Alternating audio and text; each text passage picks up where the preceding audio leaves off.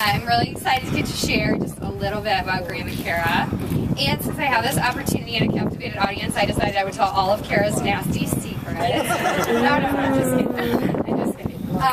But I wanted to share something that I read actually several years ago, and I hung on to it because it made a lot of sense to me, thinking about my sister. So I'll try to keep it together for a minute here. But if you've ever read Elizabeth Gilbert, is the author of Eat, Pray, and Love. And when I read the book, this quote made me think of my sister. A true soulmate is a mirror, the person who shows you everything. I just love her so much. The person who shows you everything that you're holding back. It's the person who brings you to your own attention so that you can change your life. A true soulmate is probably the most important person that you'll ever meet. And the author is actually talking about a partner in the movie, or in the book, which became a movie. But it made me think about my sister because she has really changed my life and taught me a lot. And she's my little sister, which is kind of ironic because in a lot of ways she has always been my big sister. And that's really continued. So I'm really blessed to be here today and to be able to share about two people that I really love. And that includes Graham. And I really hope that that quote becomes true for them as a couple, as it has for me in my marriage. And the first time that I met Graham, I was just spoiled rotten. As many of you know, Graham is just such a gentleman. He opened the doors for me in his car and helped me with my baby, who's only a few weeks old, carrying her and just bending over backwards for us. And I went home and my husband was there, but I told him, you know, that's the best I've been treated in a really long time.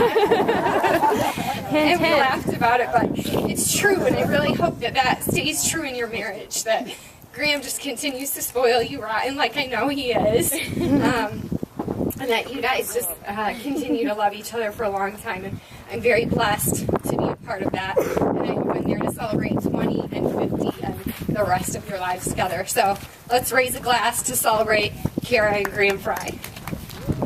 Toast.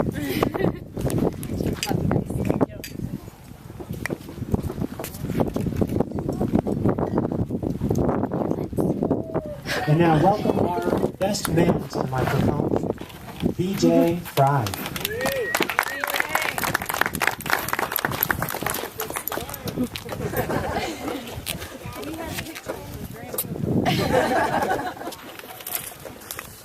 I would first like to thank everyone for attending this joyous occasion, especially all the people who made this wedding a success. I would like to thank Cara Mae's parents, Jeff and Deb, for raising such a sweet, sincere, caring, and thoughtful young woman. She truly is a godsend, and she must have the patience of a saint to work with children.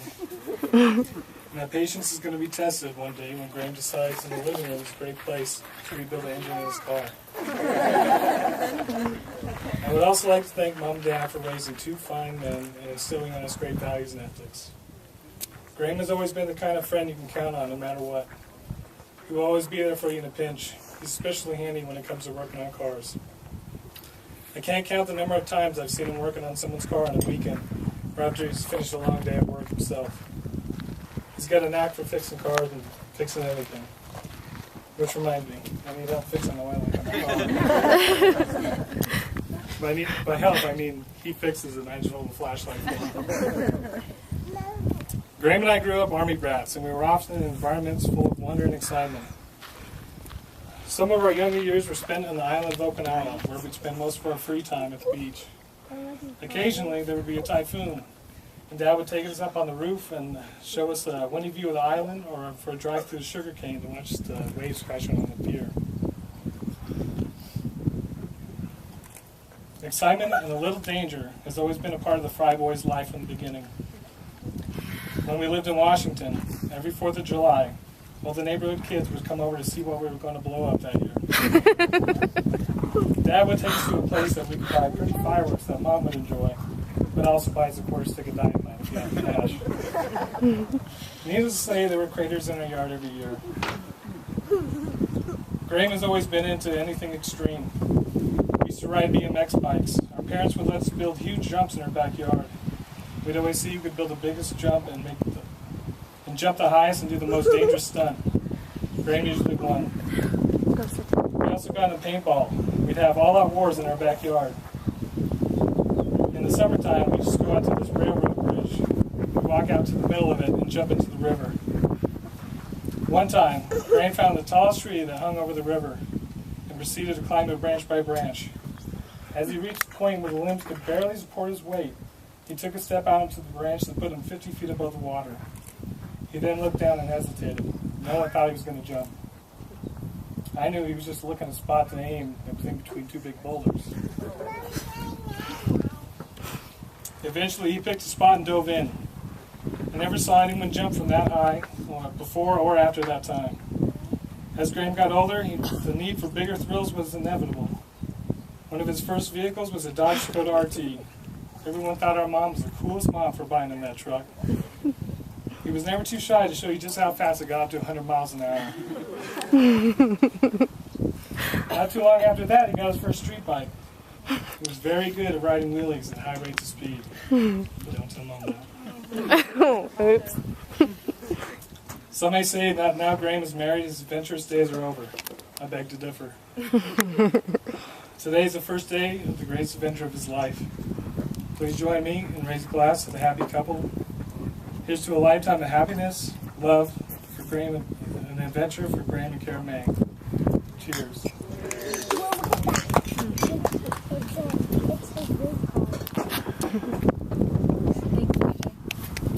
Congratulations. And now to bless our food. How well they've been listening here. Right now, between the two of you, who is literally wearing the pants? It's a good thing they know what literally means. Now, because everyone's expecting it, who figuratively is wearing the pants? No. I guess we'll have to figure this out. Now, between the two of you, who is the bigger flirt?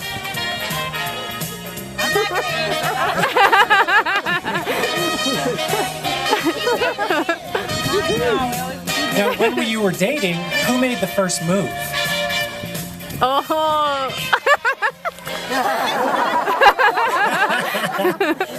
Not true.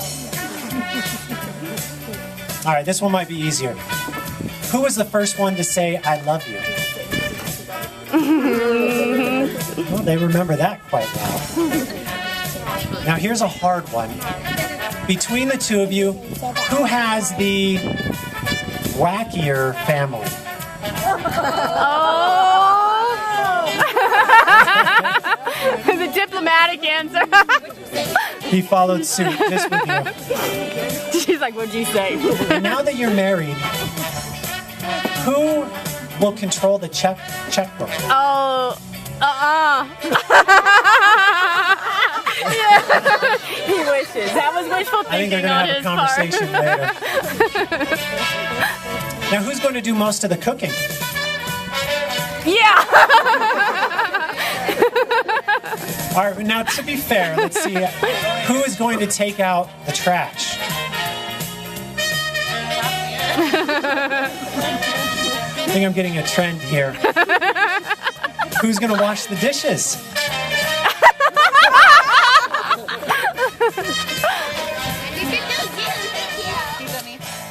Now, when you guys are getting ready to go out at night, who takes the longest to get ready? No, if he's related to BJ, it's him. We're learning something about BJ as well. And a couple more questions here. When, if you ever have an argument, who will get the last word? Oh, yeah. And who will be the first one to say, "I'm sorry"? Yeah, admit it. And right now, in this exact moment, who is the person that you love more than anyone else in the entire world? Yeah. Let's give a big round of applause.